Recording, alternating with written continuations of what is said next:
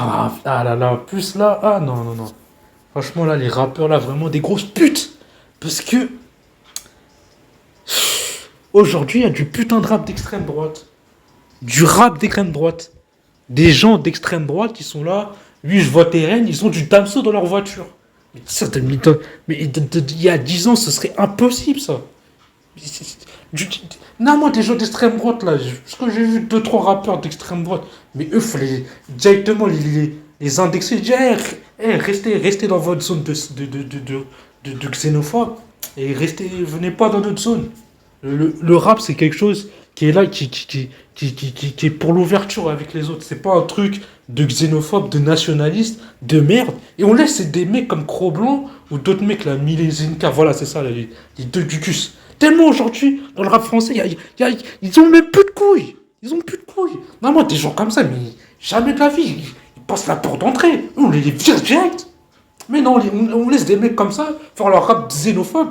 Ils sont là et en plus ils utilisent le rap, c'est-à-dire un média qui sont faits par des gens qu'ils aiment pas. C'est-à-dire que ils utilisent le rap qui a été fait par des gens qu'ils aiment pas, entre autres bah, surtout les Noirs et les Arabes, pour cracher sur les Noirs et les Arabes. Et tout là, les rappeurs, là, les William, hein, Nino, hein, qui préfèrent vendre leur burger le jour des élections législatives, et tous les rappeurs qui sont là, qui font juste du mainstream, eux, ils laissent ça comme ça. Mais normalement, mais moi, je sais que dans les années 2000, quand la fameuse phrase, j'oublie c'est qui disait ça, me dit si le rap part en couille, je lui prête mes couilles. Et là, il serait moment, là, il serait moment que tu reviennes. Parce que là, le rap aujourd'hui n'a plus de couilles. Il n'a plus de couilles. Il n'a plus de couilles. C'est pas possible. Des gens limite, des gens d'extrême droite, qui font du rap. Mais c'est. Mais non, on est dans quel. C'est quoi ça Mais comment des mecs comme Cro-Blanc, mais normalement, dans leur. Mais gros jeep dans sa gueule, cousin. Gros, il passe pas la porte d'entrée du rap. Mais jamais de la vie, des mecs comme ça doivent faire du rap.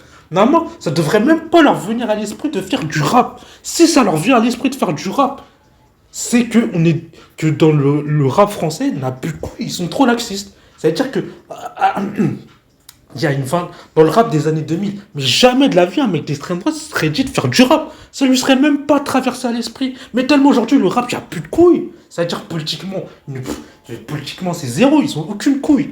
Pendant ce temps-là, ça fait moins, je sais pas, peut-être maintenant 10 ans, t'as tous les Zemmour et toute sa clique de xénophobes qui sortent tous leurs discours, des putes décomplexés, ils sont en roue libre. Aucun rappeur ne porte ses couilles pour les contredire. C'est-à-dire que, alors qu'avant, dans les années 2000, les Le Pen, tout ça et tout, gros, ils étaient loin d'être au pouvoir, mais on les laissait pas respirer, ces gens-là. Ces gens-là, on les laissait pas respirer. C'est-à-dire, on les critiquait, on les critiquait. On savait qui était l'ennemi, comme dirait SDM. Tu vois. Voilà, SDM, c'est un des rares rappeurs conscients qui a une conscience politique. Enfin, c'est même pas une question de conscience politique à ce niveau-là. Ça, c'est juste le béaba, en fait. C'est le putain de béaba. Parce que moi, je suis pas quelqu'un qui est là, bandeur de rappeur de street. Mais quand même, il y avait certaines valeurs dans le rap à l'ancien. C'est-à-dire, c'était un rap contestataire qui avait un message quand même assez politique, dans le sens contre les inégalités. Et voilà, ça veut dire que ça avait une conscience. Aujourd'hui, le rap d'aujourd'hui, c'est du rap nihiliste. Et pendant ce temps-là, t'as tous les Le Pen, là, les Bardella et toute cette clique de xénophobes qui font leur discours là, de grand remplacement. Et quand ils parlent de grand remplacement, hein, ils parlent des Noirs et des Arabes. Parce que quand ils parlent de grand remplacement, ils parlent pas des Suédois ou du Chinois. Hein. C'est pas d'eux qui parlent. Hein. Donc, leur thèse raciste du grand remplacement, jusqu'à aujourd'hui, tellement. Même politiquement, voilà, la France est en train de basculer à l'extrême droite. T'as des gens qui disent qu'il n'y a pas d'extrême droite en France. Alors que le Rassemblement national, anciennement le Front national, a été fondé par des putains de néo-nazis. Même en soi, même, c'est même presque c'est même illogique. C'est-à-dire que comment un parti néo-nazi peut être par rapport à l'histoire de la France était sous domination allemande euh, dans les années 40. Donc, comment un parti néo-nazi peut se revendiquer être pour la France, pour la nation française, alors que les nazis ont dominé une partie de la France pendant plusieurs années, avant que les Américains et les Russes et tout ça, ils viennent aider la France avec l'Angleterre. C'est-à-dire que des gens qui ont été fondés par des néo-nazis, donc qui étaient, qui ont enfin, presque dominateurs de la France, créent un parti pour dire qu'ils défendent la France. Ça n'a aucun sens. Même dans l'origine du Front National, c'est antinomique. Ça peut pas être un parti qui est souverainiste, nationaliste, vu que le nazisme, il voulait dominer la France. Et aujourd'hui, des gens sont prêts à voter pour ce parti de merde. Jusqu'à compte des gens qui disent que la vraie extrême droite, c'est la France insoumise. Non, mais c'est du délire. Mais bref, ça, c'est encore le problème. Mais en tout cas, moi vraiment, c'est ce qui me vraiment. Encore que, déjà, le rap, déjà, au niveau, voilà, soit textuellement ou même musicalement, aujourd'hui, ça me parle plus. Mais ça, encore, ça, c'est mon goût personnel. Mais là, c'est encore pire, ça veut dire qu'elle n'a aucune conscience. Et c'est pour ça que je dis aujourd'hui, c'est du rap nihiliste, c'est-à-dire qu'il est là juste pour générer des streams, faire enchaîner des stats, et c'est tout, ça n'a aucun but, aucune vertu. Le seul but, c'est juste d'accumuler, une accumulation, accumulation, mais il n'a aucun, y a aucune vision, c'est-à-dire c'est juste accumuler du stream. Et pendant ce temps-là, t'as des discours de xénophobes qui pullulent, alors que je sais, parce que moi, quand j'ai commencé à écouter le rap, à l'époque, les gens ils avaient une conscience politique. Sniper, ils étaient allés jusqu'en procès avec des partis politiques, avec des politiciens, pour que dans le rap français, ce qui a donné en fait aux rappeurs français plus de liberté d'expression. Et aujourd'hui, ces mêmes rappeurs là aujourd'hui, ils savent plus dire un mot et ils crachent sur cette liberté d'expression. C'est-à-dire qu'ils vont même plus se mouiller politiquement. Même pas forcément politiquement, même des trucs genre le Covid. Tous les rappeurs ont baissé leur. Ils ont perdu leurs couilles. Pendant le Covid, j'ai vu aucun rappeur, à part Vald. Il n'y a personne à parler concrètement du Covid. C'est là que tu vois que les maisons, même en dehors de ce côté politique, déjà, ils n'ont aucune conscience. Mais même, tu sens que même les maisons de disques, ils les ont ficelés. De toute façon, comme dirait. Au moins, Kalash Criminel, c'est bien, il a levé un tabou parce qu'il a dit il n'y a aucune maison de disques qui va me dire ce que je dois dire. Ça veut dire qu'il y en a beaucoup qui baissent leur fut. Il y en a beaucoup qui baissent leur pantalon. Alors que Sniper, dans les années 2000, c'était il n'y a même pas. Il y a même pas si longtemps que ça. Parce que je dis dans les années 2000, mais c'est dans les années 2008, tout comme ça. Donc c'était il n'y a pas si longtemps que ça. C'est-à-dire qu'ils sont allés jusqu'en procès pour la liberté d'expression. Et aujourd'hui, les rappeurs qui les ont succédés, ils baissent leur pantalon, ils crachent sur cette liberté d'expression. Ils font du. On leur dit, ah, fais ci, fais ça. Les maisons de disques les disent de ce qu'ils doivent faire. C'est-à-dire que. Et c'est pour ça que tu vois qu'aujourd'hui, le rap d'aujourd'hui, c'est juste, voilà. Ça se voit qu'on leur dit, bon, faites votre truc de street. Voilà, là, on vous met vos calages et tout votre cinéma. Et voilà, continuez à faire votre rap, voilà, votre rap nihiliste. Et voilà, nous, on engrange du fric et basta. Et pendant ce temps-là, bah, voilà, hein, t'as toutes des idéologies de merde, de xénophobes, d'extrême droite qui pilulent. Voilà, alors qu'avant, je dis pas que le rap, s'il parle de politique, ça va changer la ligne politique du pays, mais au moins ça aurait été un signe fort de quelque chose que l'extrême droite est une espèce de contre-discours, parce que politiquement, à part peut-être des partis adverses de l'extrême droite, en l'occurrence la gauche, il y avait que le rap qui était vraiment contre l'idéologie de l'extrême droite, qui était vraiment frontalement contre. Parce qu'on sait qu'est-ce que c'est l'extrême droite. Aujourd'hui, en fait, ce qui me fait peur avec cette époque, c'est que les gens ne savent plus ce que c'est l'extrême droite. Ils ne savent pas ce que c'est. Pour eux, ce que l'extrême droite dit, c'est banal. Alors que ce n'est pas banal, c'est un méchant xénophobe. Et que des rappeurs, en plus, les rappeurs, ils n'ont aucune excuse. Ils sont obligés de se positionner contre ce type d'idéologie qui aujourd'hui est vraiment décomplexé. Jusqu'à t'as des sons, je partirai pas, je sais pas quoi. Et voilà.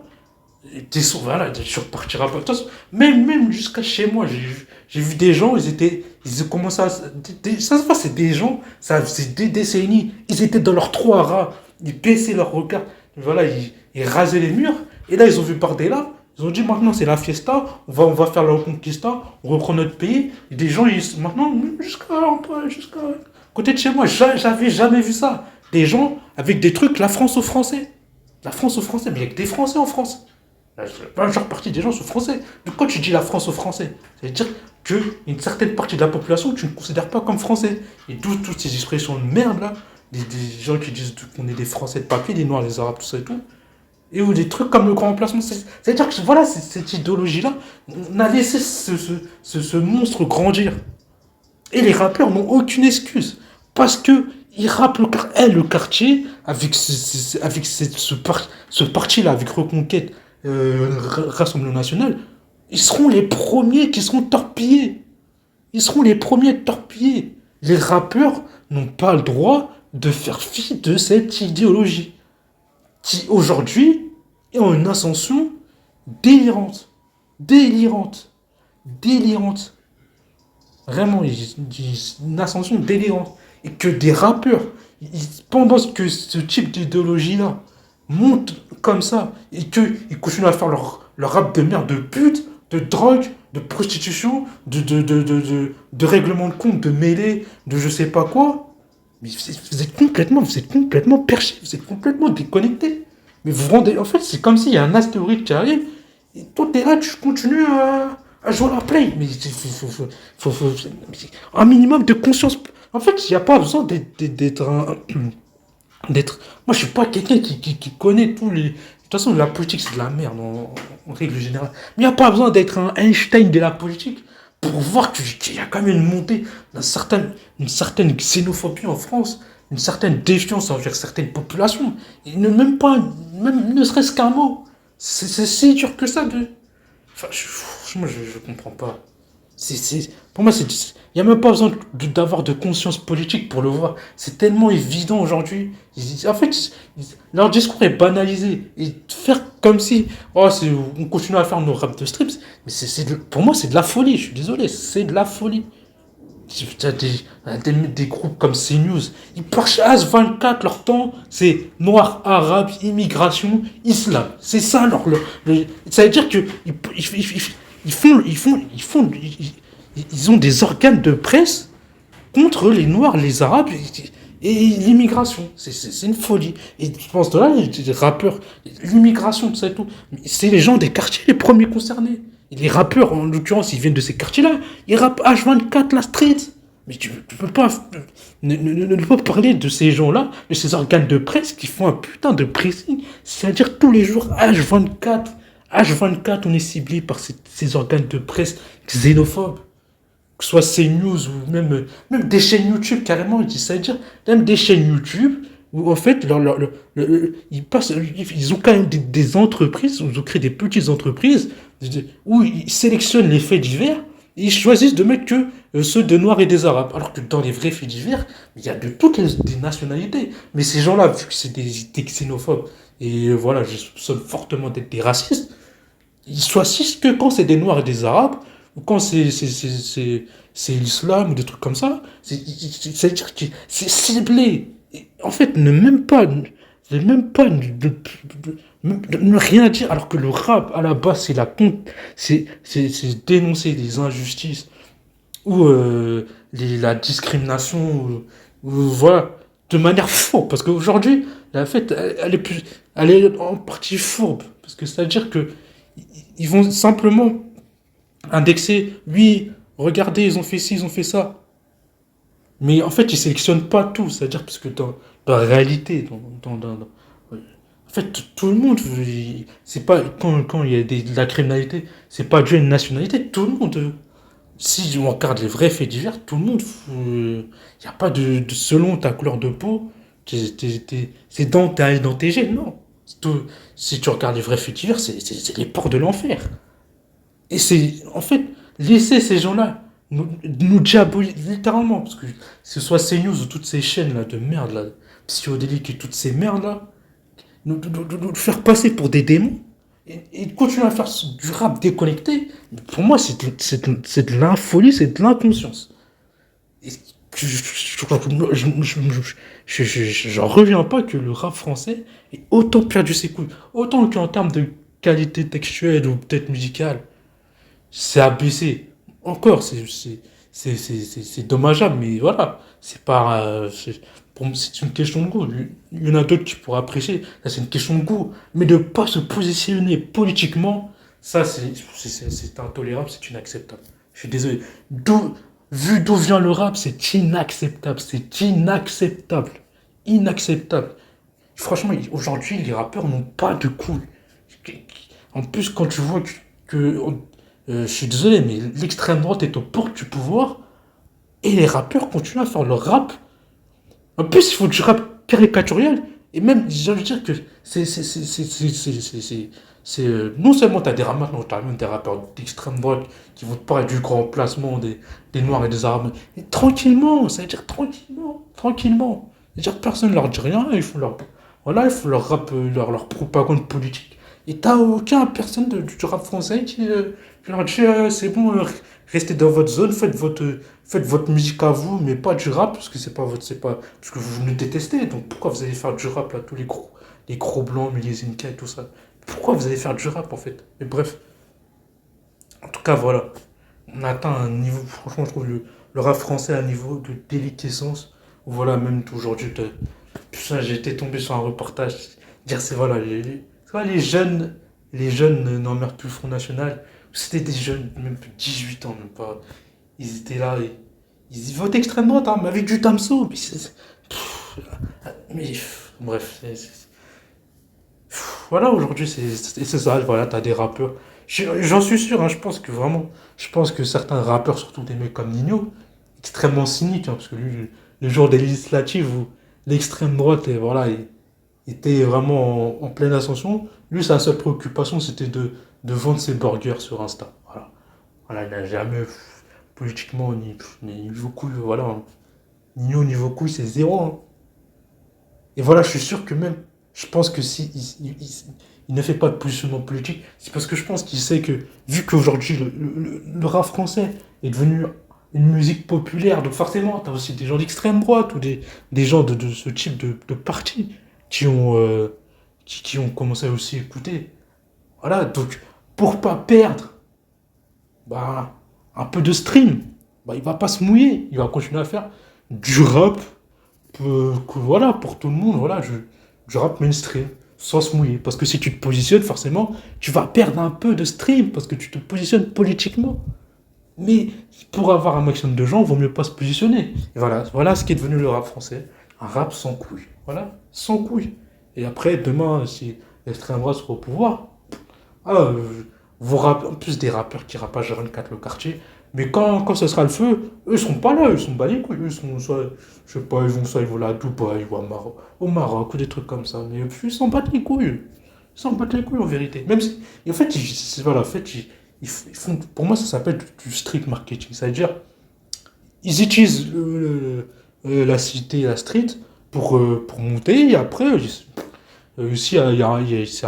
si, si là, en France, voilà, la politique, elle fait un virement voilà, sombre, oh, eux, ils s'en battent les couilles. Eux, ils emmagasinent leur fric. Et de toute façon, au pire, ils diront, oh, mais de toute façon, nous, voilà, on est moins l'école lyricistes, tout ça. Mais en fait, il n'y a pas besoin d'être lyriciste pour dénoncer l'extrême droite, hein. Franchement, tu as juste à sortir deux, trois fois. En plus, vu les dingues qu'ils disent aujourd'hui, mais normalement, c'est facile de les allumer, en fait. C'est facile de les allumer. Je sais pas, c'est un rappeur. Mais j'ai envie de dire, c'était une facilité déconcertante. C'était d'une facilité déconcertante. Ils ont tellement de discours délirants aujourd'hui que c'est facile de les allumer. C'est facile de les clasher. Mais bon, aujourd'hui, le rap n'a pas de couilles. Donc voilà, on en est aujourd'hui. Voilà, voilà ce que la France elle est en train de devenir. Le monstre qui est en train de grandir. Voilà. Franchement, quand je suis tombé sur ce son-là, j'ai compris. Nous marchons sur le fil du rasoir, la France en détresse, chasse aux sauveurs. Dans les ténèbres, un espoir se lève. Par des liens, notre voix nous élève. Les frontières s'effacent, notre nation se meurt. Notre culture s'effrite, nos valeurs se perdent. Mais par des liens, et là, debout, fier et fort. Pour défendre notre terre, notre héritage et notre sort. Par des là, sauve-nous, nous t'en prions. Eximilés, rentrez chez vous. C'est notre nation. Nous ne voulons pas de vous, nous ne voulons pas de cette invasion. Voilà, qu'on laisse conduire un monstre. C'est notre résolution.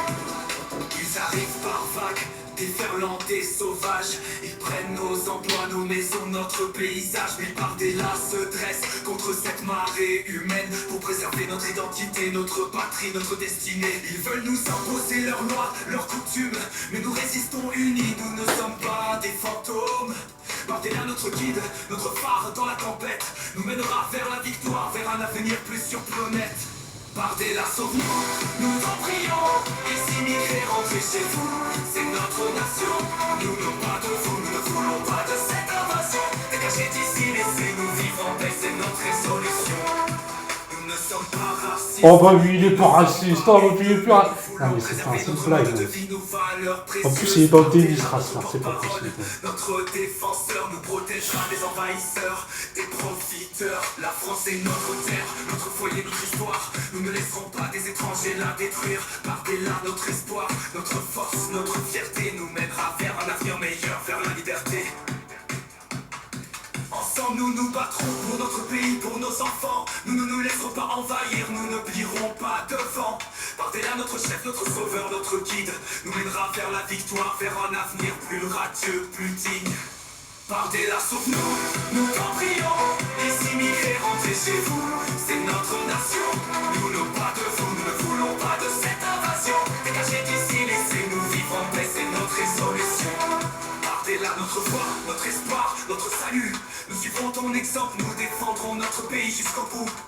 Les immigrés, rentrez chez vous, c'est notre message, notre avertissement. Par-delà sauve-nous, nous t'en prions, c'est notre engagement.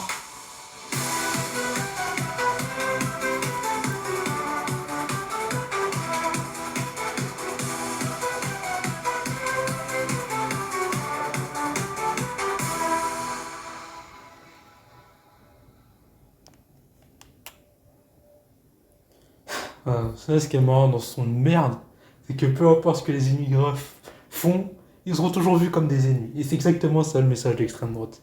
C'est l'étranger, hein, le non-français, en l'occurrence, pour l'instant c'est nous les Noirs et les Arabes, peu importe ce qu'on fasse, bah, on sera toujours les boucs émissaires, quoi. Toujours les boucs émissaires. Et après, quand ils ont viré les Noirs et les Arabes, bah, ce sera les Indiens, les Chinois, et après, ainsi de suite. C'est ça le Front National, et le Rassemblement National, l'extrême droite. C'est la haine de l'autre. Et voilà. Voilà comme ce que ça donne quand on laisse ce discours pulluler comme ça dans toute tranquillité. Voilà, ça donne cette espèce de monstruosité.